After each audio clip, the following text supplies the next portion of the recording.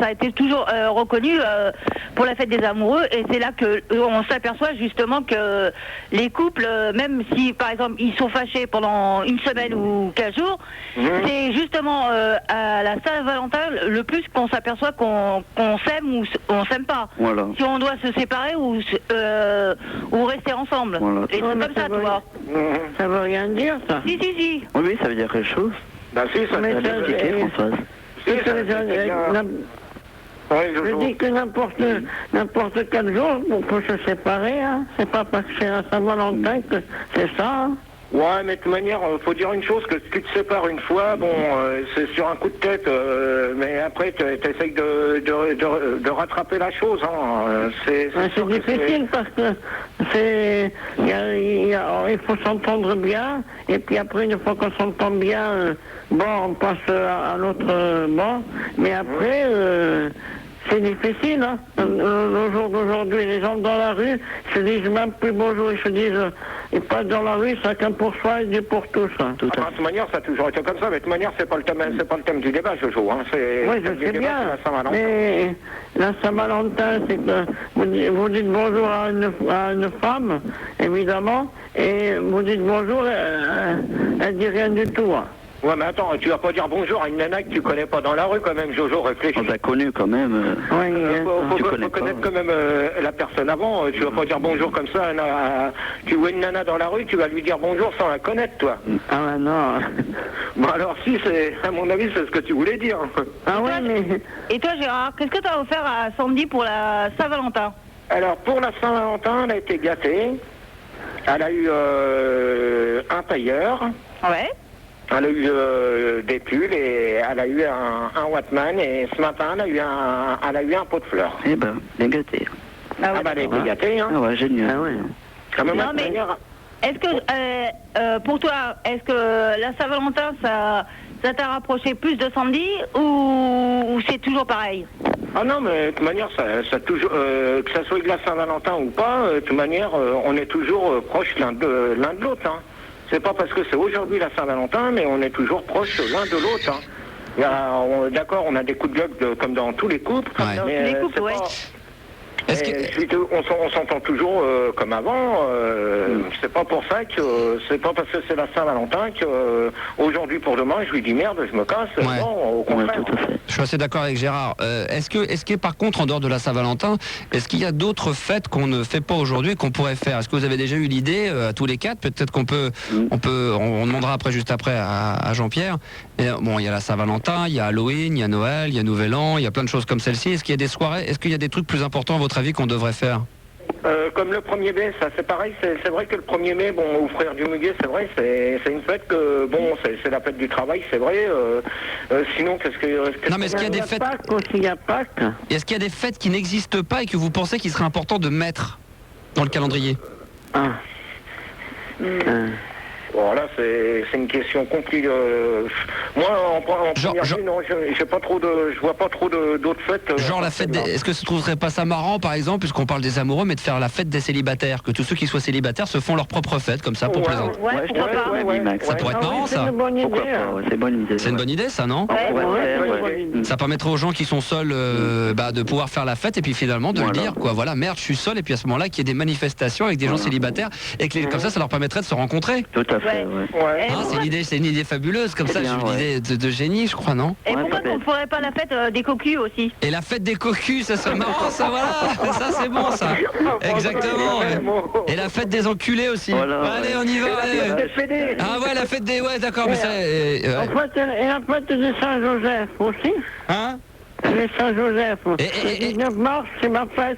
Et la fête des pourris, des patrons pourris, c'est-à-dire qu'un patron qui sait que c'est un pourri, que c'est un vendu, il descend dans la rue avec des autres patrons pourris. Allez hop là, on y va, on rigole, ça rigole et ça rigole. Ça pourrait être drôle, ça aussi. Hein. Ouais. Non, mais il y a- Et la fête des rigolades. La fête de la rigolade, bien sûr. La fête de l'humour, la journée de l'humour. Et la fête de l'amour. Et la fête de l'amour, bah mais c'est un peu la Saint-Valentin. Hein, ça se rejoint un peu quand même, hein, Jojo. Ah oui, c'est vrai. Hein.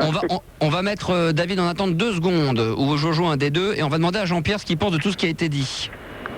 Allô. Ouais. Bah moi je voudrais te dire que c'est bien la fête de la Saint-Valentin, voilà. Mais pourrait, c'est vrai, faire une fête inoubliable, tu vois, qu'on pourrait marquer dans le registre. Tu vois ce que je veux dire? Bah, toujours avec toi, on comprend. C'est ce qui fait ta force, bien sûr, c'est qu'on comprend jamais rien. Mais non, mais je comprends très bien que la fête, on pourrait en inventer une nouvelle, ouais. Ben, la fête de Célida, comme on vient de dire. Voilà. La quoi, La fête de la nouvelle rencontre, c'est-à-dire Ouais. de la nouvelle femme qu'on aurait, tu vois, ce que je veux dire. Ouais. La fête des retrouvailles, tu vois. La fête des retrouvailles. Ouais. Alors, j'ai encore une meilleure idée sur les la fête des morts, mais... Ouais, la fête Oh, non, quand même pas. Ah non, quand même pas. c'est Jojo, trop triste, ça. Jojo, qu'est-ce que tu proposes, toi, comme fête? Moi, je dis que sur la fête des mettre sur des réseaux téléphoniques des gens qui se parlent comme on faisait avant dans les anciens temps. Bien sûr, on te comprend, bien sûr. Jojo, Oui. Oui. t'as une copine, toi, non? Hein? T'as une copine? Ah non, malheureusement. Non. Non. Tu peux nous chanter une chanson corse, là? Ayacho, c'est mon corps. Moi, je sais pas chanter. Bah, c'est pas mal déjà, c'est bien, bravo. Une demi-phrase, c'est bien, bravo Jojo, hein, toujours aussi péchu. C'est la Saint-Valentin. La Saint-Valentin. Sacré Jean. Entre mes Et mains. Valentin. Sacré Jean-Pierre, il aura pas une pour fredonner quelque chose. Bon. Et puis, je sais. La Saint-Valentin. Ça gueule derrière Jojo, hein, ça gueule derrière. Hein. Ouais. C'est qui? Ah, c'est la vieille, bah évidemment. C'est ta tante, d'accord, qui fait qui gueule. Il faut pas que je parle fort. Jean-Pierre, tu... Oui. Jojo, t'as quel âge, rappelle-le nous? Hein? T'as quel âge, Jojo? Le 16 octobre 1952. Oui, mais t'as quel âge? 47 ans. 47 ans. Jean-Pierre, arrête Mais il faut pas que je parle fort parce que ça résonne. Bah évidemment, puis à 47 ans, il faut quand même respecter les parents. Hein. Ah oui, parce que... Petite conclusion de ce débat neuneux, une fois de plus, concernant la Saint-Valentin et les cadeaux. Gérard, est-ce que tu as une petite phrase à dire, un petit message, une petite conclusion sur ce débat? Bon, très bien. On a presque abordé le sujet comme je voulais. La seule phrase que j'ai à dire, c'est une bonne que j'aime mon petit poussin adoré. Ouais. Et pas ton faisan. Que je vais bientôt épouser. Je dis pas la date encore. C'est vrai. Mais ouais. C'est pour quand? Non, tu peux pas dire. Non, je donne pas de date encore. Sans donner la date. Sans donner la date, c'est avant la fin de l'année ou pas? Oh oui, ça sera avant la fin de l'année. Bah dis donc, on est content. Alors, félicitations Gérard. On vous dit bonjour à France Télécom et puis voilà. Bien sûr Jojo, bonjour à France Télécom comme d'habitude. David de Saint-Etienne, une petite conclusion, un petit message à passer? Moi je trouve c'est bien pour les amoureux. Moi je suis célibataire, bon. Bah moi j'étais amoureux. Ouais. C'est pas grave, bon, j'espère que j'en trouverai une. Bah évidemment, chaque poids son couvercle, t'inquiète pas. Va. Françoise, Ouais. un petit mot à passer, un petit... Bah non, disons que le débat, c'était très bien. Très constructif, disons que là on a appris beaucoup de choses. Pas beaucoup, hein. Bah quand même, on a Ouais, appris... bon, quand même, mais disons que si j'aurais quelque chose à dire, parce qu'aujourd'hui on m'a téléphoné en me demandant si je pouvais être la marraine d'un club. Ouais. Mais j'ai à peu près tous les trucs pour... Mais d'un club, une discothèque ou un club de golf? Non, c'est un club, c'est un jeune qui s'appelle Sébastien, Ouais. qui met ça sur Internet. Je sais que c'est club... Point Star System, mais le reste j'ai pas tellement compris. D'accord. Mais c'est pas un cycle, c'est pour des gens qui veulent écrire à ce club-là. Donc ils passent par l'internet, mais j'ai pas toutes les références, j'ai pas noté toutes les références. Si c'est possible, à ce moment-là, que je puisse donner après toutes les informations, si c'est possible. Bah, moi, ça a le mérite d'être clair. Voilà, Donc on est vraiment content pour toi. Puis toujours, comme d'habitude, on est gâté par plein d'infos qui arrivent dans tous les sens. Vous êtes à vous 5 Internet. C'est-à-dire c'est plein d'infos qui arrivent n'importe où. On ne sait pas comment ça arrive. On n'arrive pas à comprendre réellement, mais... Je sais qu'au départ, c'est club... point Star System. D'accord. Après, je me rappelle plus. Eh ben, écoute, c'est pas grave, on se démerdera avec ça. Déjà, c'est déjà pas mal. On a le nom de la rue, il nous manque plus que le numéro. Hein, c'est déjà une bonne chose. Françoise, un petit mot. Sinon, donc pour la Saint-Valentin et les cadeaux, tout ce qu'on a dit ce soir sur ce cadeau, sur ce débat. Disons que moi, j'ai passé la Saint-Valentin tranquillement avec avec mon petit chéri. Bien, On va bah changer. écoute, nous on n'a rien fait de spécial pour le moment, on la passe à la radio, tranquille, jusqu'à minuit, Voilà. Ouais. comme d'habitude. Je peux te dire un petit quelque chose, je dis, bonne fête à toutes les Valentines, tous ceux qui écoutent. Et France Télécom aussi. Et France Télécom. Comme des Valentines, de toutes les Valentines. Bien sûr. Jean-Pierre, un petit mot de conclusion, quelque chose à rajouter? Je voudrais dire que jps.com, voilà. Je dis Elisabeth Guigou, ça veut se connecter sur Internet, elle peut me voir. Et je l'aime bien quand je la vois dans son costume bleu, là. Elle est excitante, Ça fait Guigou. parler, là. Elle est excitante, Guigou, hein. Bah, elle est pas mal, là, parce qu'au à côté de moi, bah, j'en ai 10 ans. On me connaît, les grands, y a pas de problème. Je sais. Il faut rappeler que Jean-Pierre Sauzère est persuadé que quand on s'endort à côté de lui, Non, dis pas de conneries comme ça, t'es taré ou quoi? on rajeunit de 10 ans. Regarde-le comme il est fort, hein. C'est toi qui manipules les gens, hein. Moi, je te lance un gag, là. Ouais, je sais. Jean-Pierre Eh Sauzère. oui, bon, c'est la Saint-Valentin. Bah, Voilà. J'aime Brigitte, j'aime Elisabeth, j'aime les magistrates entre mes mains, j'aime les Thérèse très étroite. Pas de problème, mais c'est vrai que je vais trouver une nana d'ici peu. J'attends d'être connu un tout petit peu. Eh ben voilà. Eh ben justement, tu m'as tendu une paire, Jean-Pierre. Brigitte. Jean-Pierre, ton anniversaire c'est le 4 avril et le 4 avril, Jean-Pierre Sauzère donnera un concert exceptionnel au studio Fun Radio RTL. 100 personnes au lieu de 150 comme j'avais pu l'annoncer par rapport à la sécurité. 100 personnes privilégiées pourront assister à ce concert qui sera retransmis en direct sur l'antenne de Fun Radio et normalement si tout se passe bien également avec des webcams retransmis sur le site internet de Fun Radio. Donc vous pourrez tout vivre tout ça en direct entre 21h et minuit, un concert d'1 heure exclusivement réservé à notre ami Jean-Pierre Sauzère le 4 avril, ça sera un mardi soir. Merci Jean-Pierre, merci Jojo, merci Françoise, merci David et merci Gérard. Débat des neuneux lundi prochain bien sûr avec un nouveau thème. Laetitia, bonsoir, 25 ans de Paris, ça va Laetitia?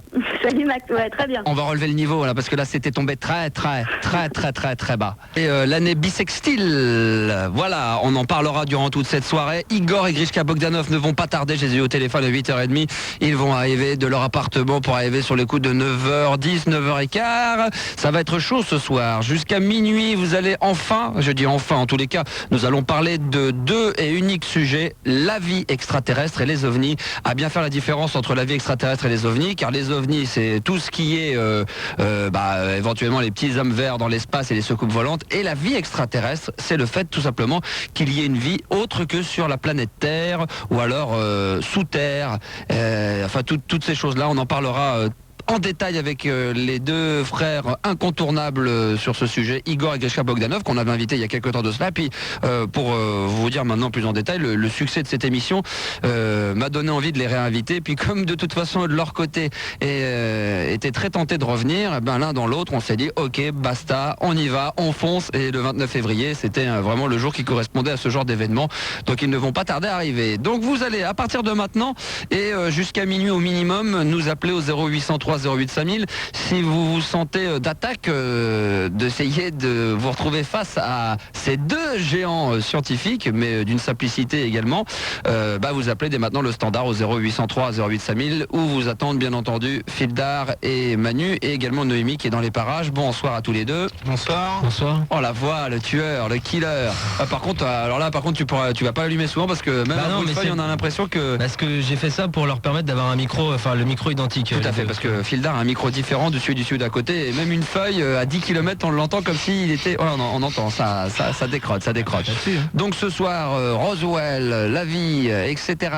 Nous allons aborder tous ces sujets en long et en large et je peux vous assurer que vous allez entendre des choses qui risquent de vous faire dresser les cheveux sur la tête. Non mais c'est vrai, on a déjeuné avec eux il y a 3 semaines, 15 jours, 3 semaines et ils nous ont tenu des propos et ils vont nous dire ce soir des choses qui risquent de vous faire peur. En tout cas moi ça me laisse de marbre. On va peut-être pouvoir accueillir en attendant, puisque ce soir il n'y aura pas de monsieur madame, il n'y aura pas de jeu des 3 mots, toutes les rubriques qu'on a l'habitude de faire le soir bien entendu ne seront pas faites. D'ailleurs il n'y a pas non plus de ville maîtresse ce soir, on mettra ça demain puisque nous sommes en attente que le Igor et Grishka Bogdanov arrivent. En plus on vous fera écouter du son aussi, c'est une chose que j'avais oublié de préciser, c'est que Olivier de la production a vachement bien bossé avec, en collaboration avec Igor et Grisha Bogdanov qui lui ont donné quelques sites. On a pu récupérer des sons. Donc on écoutera tout à l'heure. Peut-être que si Olivier est dans les parages, il pourrait peut-être venir nous parler un petit peu de ce qu'on risque d'entendre ce soir, à moins qu'il est en train de nous mettre tout ça sur un support CD. En attendant, on va accueillir les 2-3 personnes qui ont été sélectionnées pour démarrer cette soirée. Ludovic, par exemple, 17 ans. Bonsoir Ludo. Ça va Ludo? Ouais, impeccable. En forme. On va accueillir également un autre Ludo, mais cette fois-ci de Bellerive. Salut Ludo. Oui, bonsoir. Mais le 3, voilà. Et nous avons JC également de Poitiers. Salut JC. Oui, bonsoir Max. Très bien. Donc vous connaissez bien Igor et Grishka Bogdanov. Ouais. Pourtant Oui, c'est tout à fait. bon, peut-être encore Ludo 26 ans, mais je vois JC 21 et l'autre Ludovic 17 ans. C'est pas vraiment votre génération. Alors vous connaissez Igor et Grishka Bogdanov d'où, de la télé ou grâce à l'émission de la fois d'avant?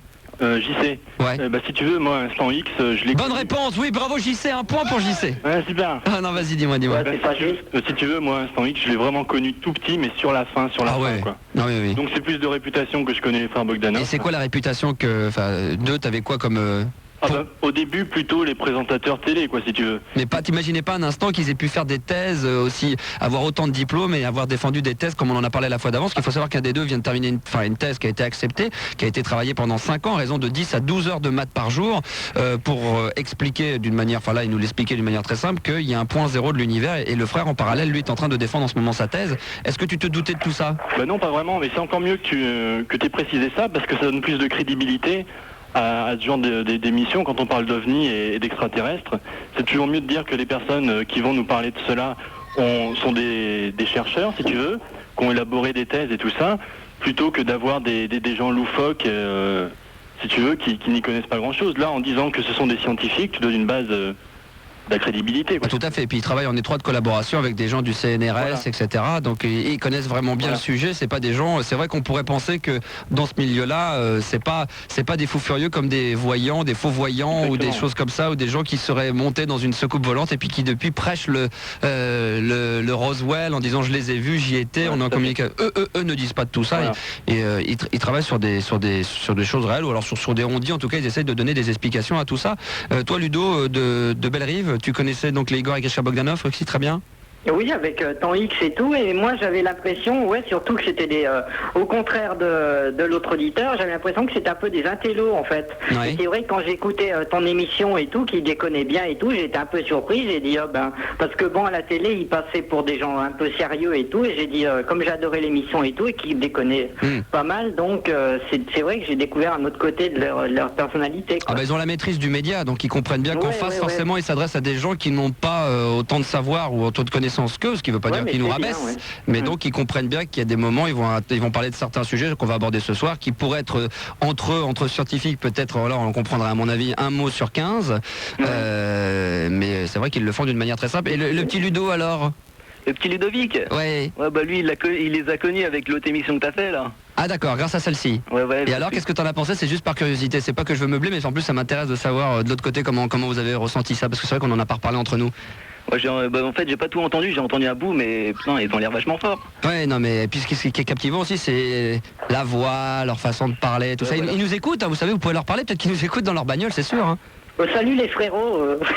Salut Igor, salut Grishka. Et maniez-vous d'arriver parce que ce soir en plus, ils vont pas venir les doigts dans le derrière, ils vont venir également avec des instruments de musique parce qu'on en avait touché mot dans l'émission précédente.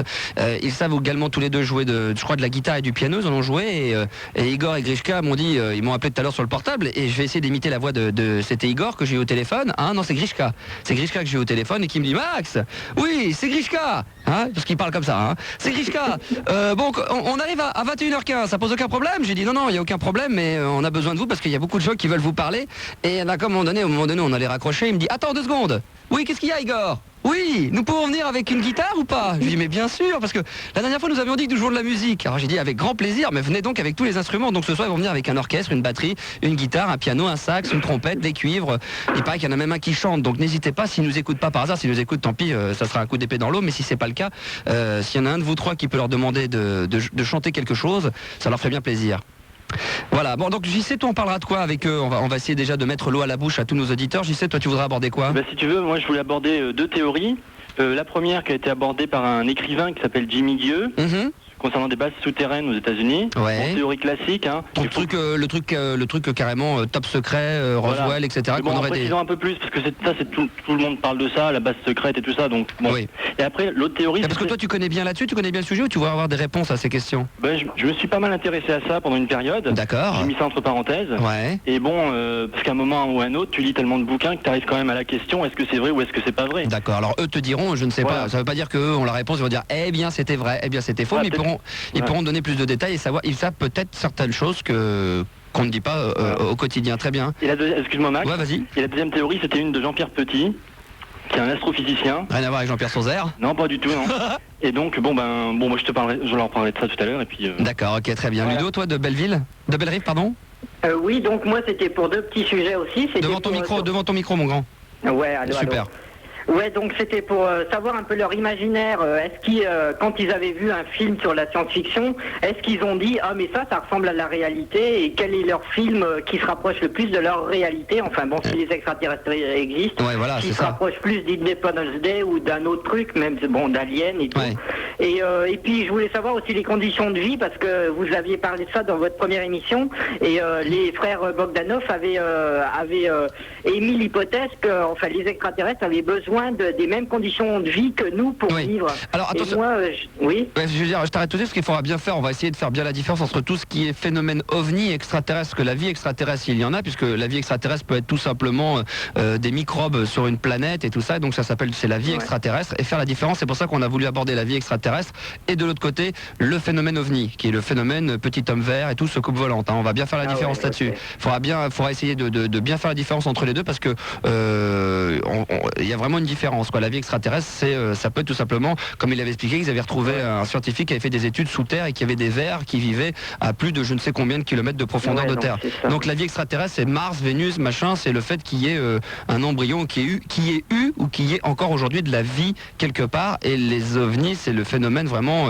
on est d'accord, ce coupe volante, Ouais, irréel, quoi, X-Files, quoi. Ouais, voilà. Et toi Ludo, tu voudras parler de quoi avec eux?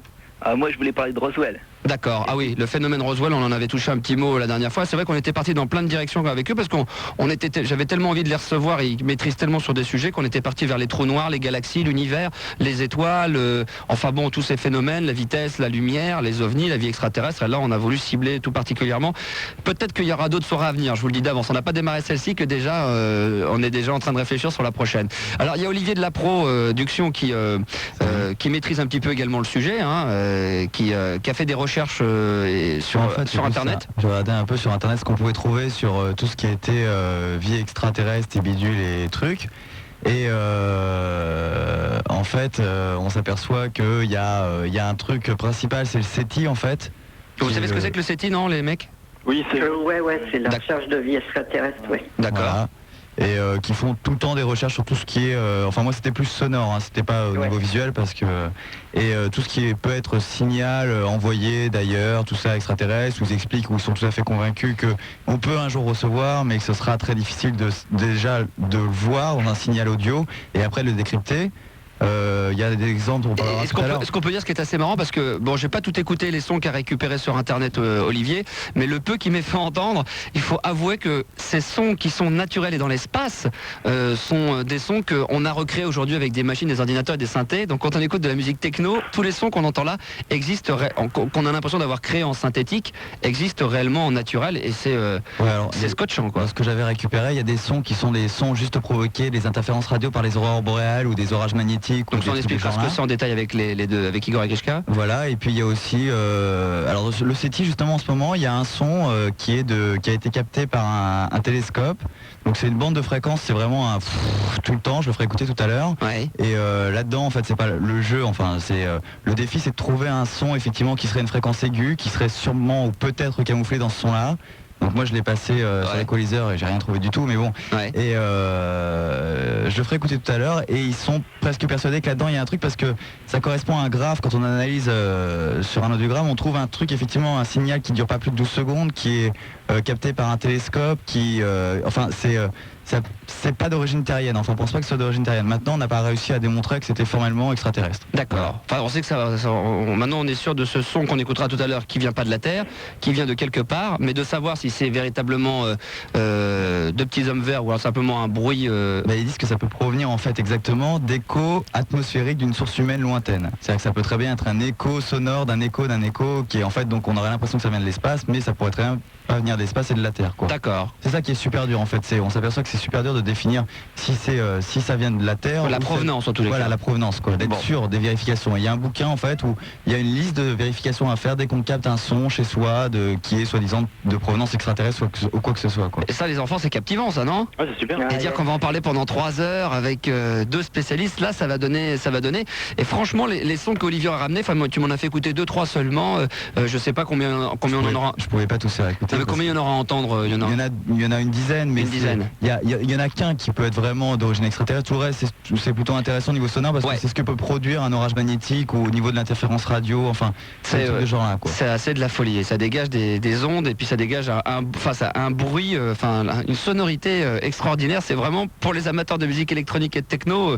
Vous allez reconnaître des sons sur lesquels vous dansez le samedi soir et qu'on entend dans l'espace. Franchement, il y en avait 2-3. J'ai halluciné. Et sinon, au niveau tout ce qui est extraterrestre et vie intelligente sur d'autres planètes. Enfin, en tout cas, au niveau des apparitions terrestres, on s'aperçoit qu'il y a 2 grands trucs et un troisième un peu plus proche. C'est le grand truc que tout le monde connaît, c'est l'affaire Roswell, forcément. Ouais. Donc là, il y a tout un dossier avec où il parle de comment les différentes étapes, parce qu'au fur et à mesure des années, ça avance un peu. Il y a une affaire en Belgique aussi qui s'est passée avec le triangle des ovnis en Belgique, où pendant 6 mois des F-16 ont des gens, et puis ils ont envoyé des F-16 pendant 6 mois dans le ciel parce qu'ils ont eu des écho-radars avec des objets qui s'en allaient à toute vitesse. Enfin, là-dessus c'est pareil, j'ai imprimé plein de trucs là-dessus. Et puis en dernier lieu, là, il y a l'éclipse du 11 août, je crois que c'était le 11 août, enfin le 8 ou le 11. Cet été là, où il y aurait eu des ovnis avec des photos et tout ça. Forcément, il y a toujours des photos, mais bon, après les photos, il y a des super photos de soucoupes volantes, ça c'est clair. C'est clair. Donc Ludovic, JC, j'espère que vous allez être extrêmement nombreux. Et je sais que le standard va être débordé ce soir d'appels au 0803 08 5000.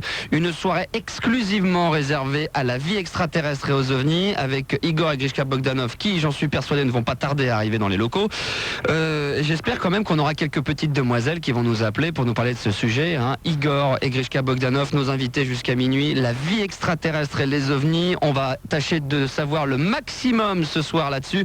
Toutes les questions seront bonnes à venir, avec 2 vraiment grands spécialistes qui essaieront de vous parler de la manière la plus simple, avec des petites surprises également. Il est possible que Mulder de Mulder et Scully viennent également dans les locaux. On n'en dit pas plus pour le moment. On fait une pause. 0803 08 5000 pour nous appeler avec Fildar et Manu. Ils viennent d'arriver avec les banjos, les guitares. On attendait un piano à queue, mais ça n'a pas pu venir. C'est dommage, on remettra ça la prochaine fois.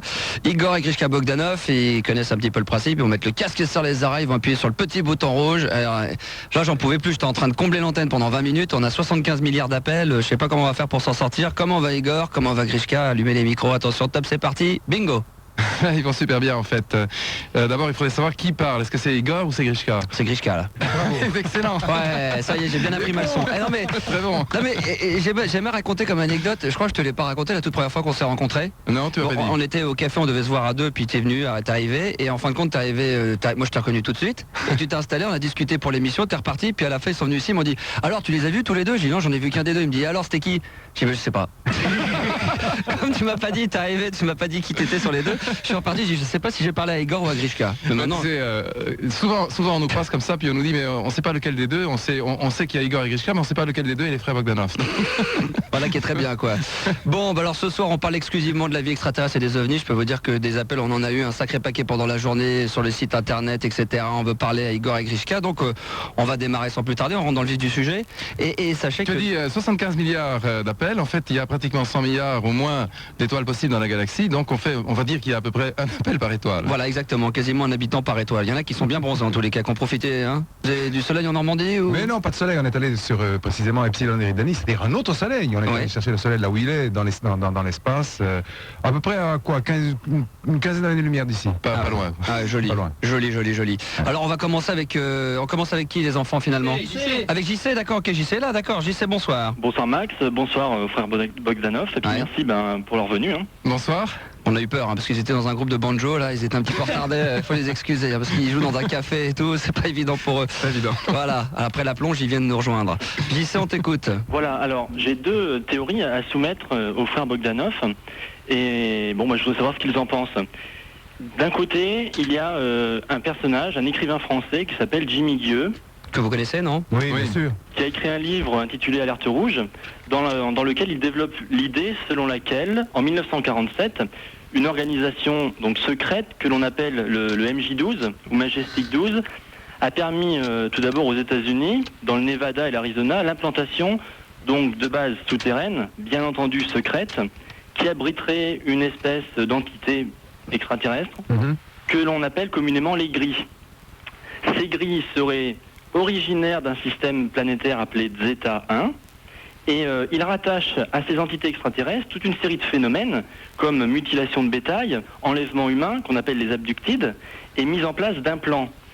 Alors ce qui est intéressant, c'est que d'un côté on a un personnage, Jimmy Guieux, qui est, on va dire, relativement original, extravagant, mais extrêmement convaincu et passionné, qui gère pas très bien son image parce qu'il avait été par exemple dans Ciel Montmardi, l'émission de De Chavannes, enfin l'ancienne émission de De Chavannes, il avait été tourné en dérision par De Chavannes. D'autres magazines comme Science et Vie écrivent de lui, ont écrit de lui par exemple en 97 qu'il adoptait, je cite, une position absurde et politiquement douteuse et que son thème était un thème classique de l'extrême droite. Mais d'un autre côté, on a affaire à une théorie qui est alimentée par des faits, des témoignages, et si on recoupe ces faits et ces témoignages, il donne une certaine crédibilité à cette thèse. Donc je voulais savoir quel crédit on pouvait donner à ce personnage et à cette théorie. Donc ça c'est concernant les gris par exemple. Alors les gris c'est quoi les gris? Les gris c'est les extraterrestres, c'est ça? Bien sûr, oui, c'est l'image en fait que Jimmy Guieux a adoptée pour désigner une famille d'envahisseurs un peu discrets. En fait les gris c'est presque la même chose que les hommes en noir. D'accord, mais c'est quelqu'un de sérieux ce mec. Bon, Jimmy Guieux, en fait, on l'a très bien connu à une certaine époque, lorsqu'il est venu nous trouver pour nous parler de l'affaire Franck Fontaine. Franck Fontaine, on se souvient de ce garçon qui, entre guillemets, avait été enlevé par des extraterrestres pendant à peu près une semaine. Prétendu-t-elle. Prétendu, parce que, en fait, l'enquête a révélé que Franck Fontaine, pendant une semaine, avait été faire un tour quelque part dans le Midi, et Jimmy Guieux, avec tout son enthousiasme, s'était malheureusement fait piéger. Et était tombé littéralement dans une croyance telle qu'il en a en fait, nous l'avions reçu à l'époque dans notre émission Temps X, et visiblement, il était absolument clair que Jimmy Guieux était persuadé, absolument persuadé. Je ne sais pas si vous vous en souvenez, si vous avez vu l'émission, mais il était absolument certain qu'il y avait eu un enlèvement et que donc Franck Fontaine était sincère. En réalité, l'enquête a montré que ce n'était pas du tout le cas. Donc, à partir de là, nous avons pu voir que Jimmy Guieux, qui est un personnage que nous aimons beaucoup, pouvait être victime d'une certaine crédulité. Alors, en réalité, ce n'est pas surprenant parce que son imagination va infiniment plus vite chez lui, en tout cas, que sa documentation. Pourquoi? Parce que c'est un grand auteur de science-fiction. C'est quelqu'un qui a écrit plus de 50 livres qui sont des romans de qualité, en fait, dans la collection du Fleuve Noir. Et il y a un moment où les deux plans se mélangent, le plan imaginaire et le plan réel. Et lorsqu'il évoque par exemple ce qu'il appelle les gris, et puis cette présence effectivement, on qualifiera d'omnisciente sur Terre et de très discrète en même temps, qui serait d'origine extraterrestre, eh bien il est clair que son imagination a pris le relais de sa documentation et qu'il ne faut pas le prendre au pied de la lettre. Je crois qu'il faut le prendre comme un auteur de science-fiction et que ce qu'il décrit a plus valeur métaphorique que indicative. En tout cas, moi je voudrais lui rendre hommage parce que je ne sais pas si tu le sais, mais Jimmy Guieux malheureusement est disparu il y a à peu près... Oui, il est mort il y a à peu près un mois. Et on peut rendre hommage à son imagination, à sa sincérité et à son intelligence, parce que effectivement, dans les ouvrages, disons scientifiques qu'il a pu commettre, enfin en tout cas parascientifiques, il a toujours fait preuve d'une grande rigueur intellectuelle. Pour revenir et en terminer avec l'affaire Franck Fontaine, il était convaincu et sincèrement persuadé que Franck Fontaine avait effectivement été enlevé par des extraterrestres. Il lui a fallu s'amender quelques mois plus tard en reconnaissant qu'il avait fait une erreur. Voilà. Tout à l'heure, on parlera avec une auditrice qui a été sélectionnée par Fildar. Il en est tout content, il est tout réjoui. Il a capturé une extraterrestre qui est au standard, qui a 50 ans, qui s'appelle Gigi. pour pas en dire plus, Gigi de Bourg-en-Bresse. Qui a été enlevé en 74. Ah, d'accord. Donc, non mais ça promet, hein. Non mais je peux essayer on peut pas en dire plus. Mais en tout cas c'est un bon happening pour que les gens restent pour écouter le témoignage de Gigi tout à l'heure, qui a été donc enlevé par des petits gris, on verra ça tout à l'heure, on ne sait pas. JC, t'avais encore quelque chose à rajouter? Voilà, alors, ouais. Donc j'en profite là. Il y a en France, il y a un astrophysicien qui s'appelle Jean-Pierre Petit. Oui, alors lui on connaît, on en a parlé. On en a parlé. Alors là, sa théorie m'intéresse beaucoup plus parce qu'on va dire que c'est un scientifique, il est peut-être plus crédible lui. Parce que c'est un scientifique, contrairement à Jimmy Gueux qui est un écrivain. Oui. Donc, Jean-Pierre Petit est un astrophysicien français qui est peut-être encore directeur de recherche en cosmologie à l'Observatoire de Marseille. C'est ça. Et en 76, il a proposé une théorie susceptible d'expliquer le déplacement à très grande vitesse et sans bruit des ovnis. Cette théorie est fondée sur ce qu'on appelle la MHD, la magnéto-hydrodynamique, et il est parvenu en laboratoire, avec un autre scientifique qui s'appelle Bertrand Lebrun, à démontrer que si on expérimentait grandeur nature, la MHD, nous aurions les mêmes effets lumineux correspondant à ceux observés par les témoins lors d'apparitions d'ovnis. Donc là on peut se dire, d'un côté, ok, la théorie semble crédible parce qu'on a affaire à un scientifique et non pas à une personne entre guillemets extravagante. Je dis pas que Jimmy Gueux était extravagant, attention. Et sa théorie est de plus alimentée par des travaux pratiques. Mais le problème, et là c'est à mon avis le gros problème, c'est que Jean-Pierre Petit a déclaré dans de nombreuses revues scientifiques que ces informations qui lui avaient permis d'élaborer cette théorie sur la MHD lui avaient été données par des extraterrestres qu'on appelle les humites. Putain, il est dedans lui. Voilà, et sur lequel je suis largué moi. Et sur lesquels il a par ailleurs écrit un livre. D'accord, mais tu sais, on fera une soirée monologue un jour, t'inquiète pas, à un moment donné on les a invités, je te demande pourquoi ils seraient pas venus à 10h. Excusez-moi, je vais pas vous voler vos têtes. Non. Et donc là encore, d'une part, donc dites-nous quel crédit on peut accorder à cette thèse, et d'autre part, que sont ces humides si vous en avez entendu parler? Parce que, excusez-moi, d'un côté on parle des gris, mais d'un autre côté on parle aussi d'extraterrestres de troisième type, de type humanoïde. Alors expliquons. Avec type A, type B, type C, voilà. Alors expliquons. D'abord je suis surpris que Max, tu n'es pas au courant de tout ça, toi. Non mais c'est le seul mec où j'avais lu un livre qui était sorti dans les années 80. Oui, ça peut pas être surprenant, mais j'ai lu un livre. Il y a pas mal de dessins, il y a pas mal de trucs, il y a pas mal de coloriage. Non mais c'était... Non, je le connais, Petit. Tu connais, oui. Mais c'est un grand monsieur, Petit. Non, mais c'est vrai. Quoi? Le chorégraphe? Oui, le chorégraphe, tout à fait, oui.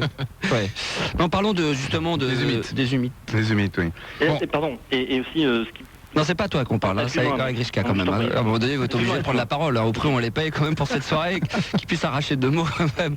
Alors, Igor Grishka, qui veut... Donc, alors effectivement, tu as distingué 2 choses qui concernent les travaux de Jean-Pierre Petit, que nous connaissons bien, parce que c'est un ami vraiment de longue date. Jean-Pierre a effectivement placé son travail scientifique sous la protection de 2 thèmes. D'abord, effectivement, celui de la MHD. Il a réalisé, pour Temps X d'ailleurs, à l'époque, c'était en 87 ou 88, sur le plateau, une petite maquette qui mesurait à peu près 20 cm de long et qui était en fait une maquette MHD. En allumette Non, je sais pas, je demande. Non, elle était c'est une espèce de petit bateau qu'il avait enroulé de spire, qui créait dès l'instant où on mettait en contact les spires avec une pile électrique qui engendrait un champ électrique, et ce champ électrique était à l'origine d'un effet MHD, donc comme l'a dit JC, magnéto-hydrodynamique, et on a vu le bateau se propulser tout seul, c'est-à-dire sans hélice, à l'intérieur du petit bassin que nous avions disposé sur le plateau. Autrement dit... Oui, mais très important, il y a un détail, c'est qu'effectivement, ce bateau flotte, s'est déplacé d'ailleurs très rapidement, c'est en fait un champ électromagnétique qui propulse le bateau, mais ce moteur électromagnétique est très particulier, parce qu'au lieu d'être comme une hélice générateur d'une onde d'étrave et de sillage, on n'avait rien du tout. C'est-à-dire que tu as par exemple la surface de l'eau, tu as le bateau sur l'eau, et tu n'as rien ni devant ni derrière, tu n'as aucune onde.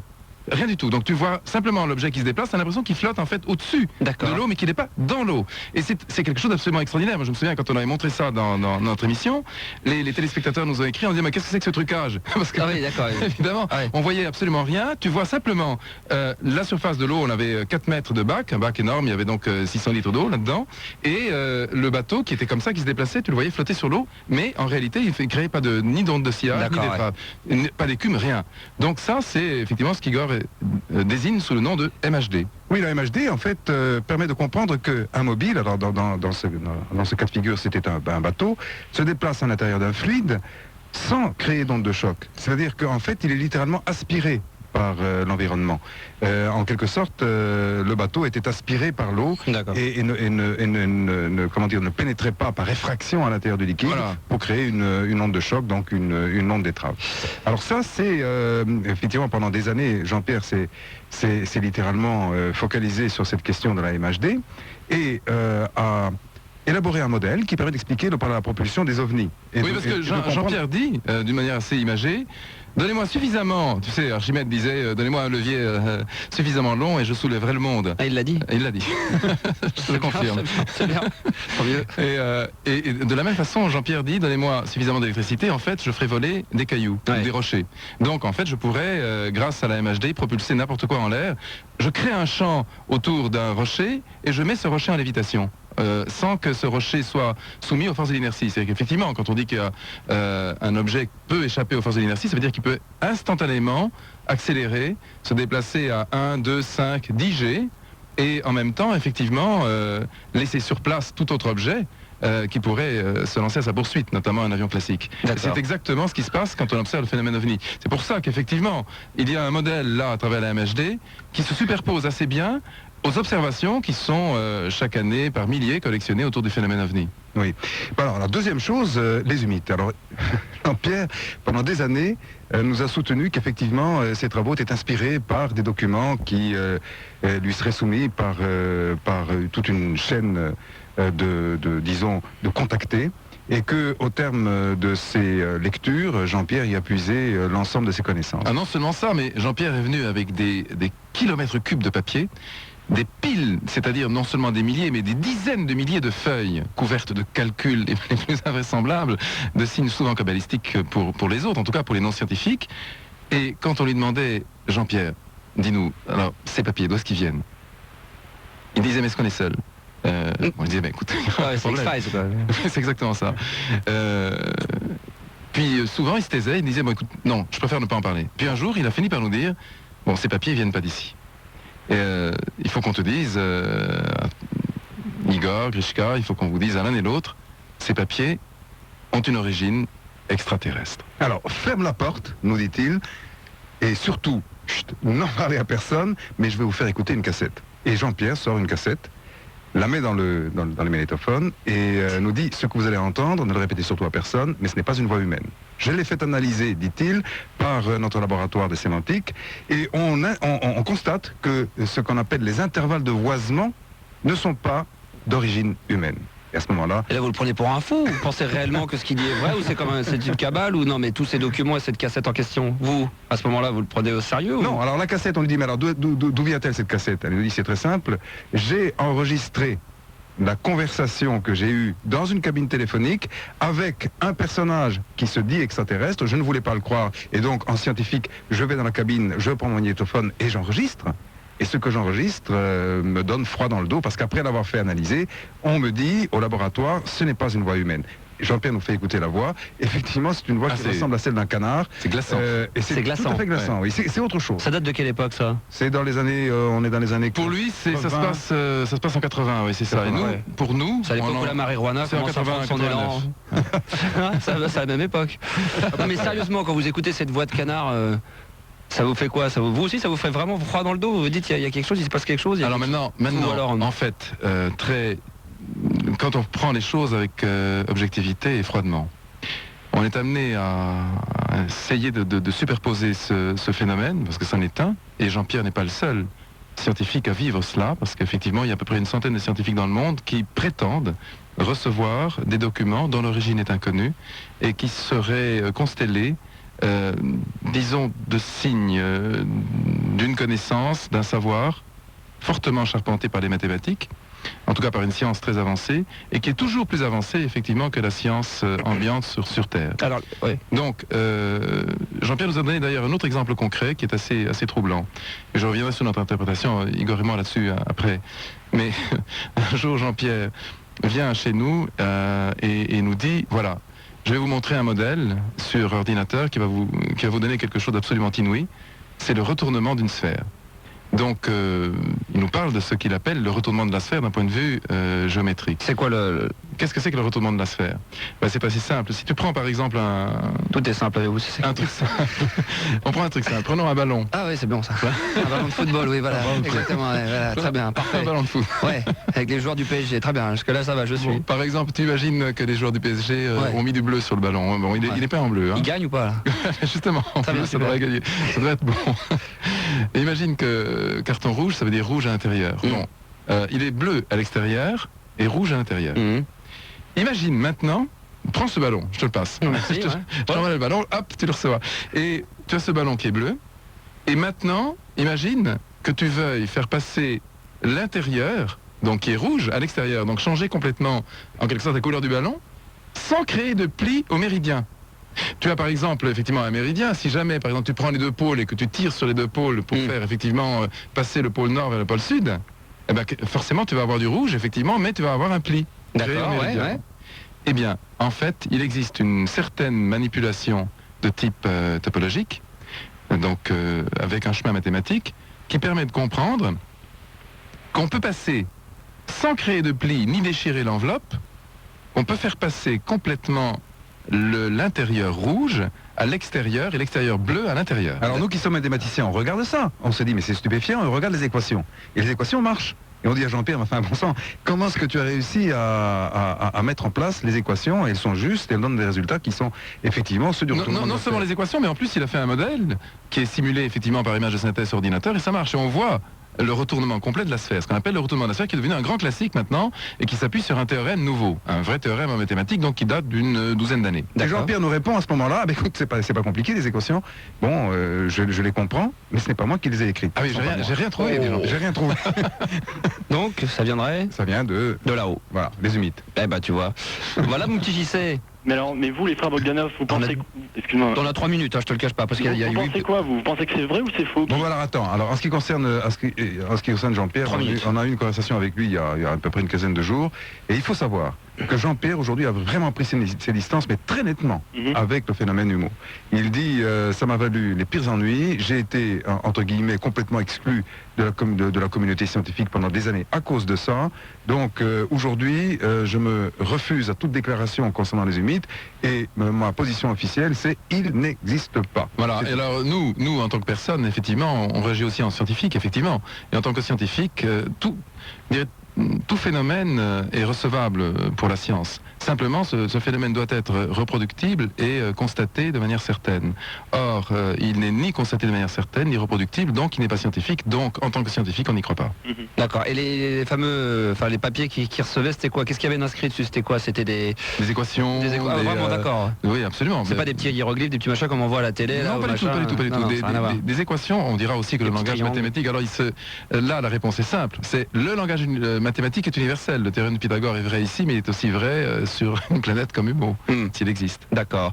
Voilà mon petit JC. Ok, merci beaucoup. Merci à toi. Hein. Il n'y a pas de problème. Bonne bourre à toi, amuse-toi bien. Alors on va revenir avec Ludovic dans un instant, des questions sur la vie extraterrestre et les ovnis, puisqu'on est là jusqu'à la fin de cette soirée. Ludo, en 2 mots, tu peux expliquer ce dont tu voudrais parler avec Igor et Grishka? Ouais, d'abord...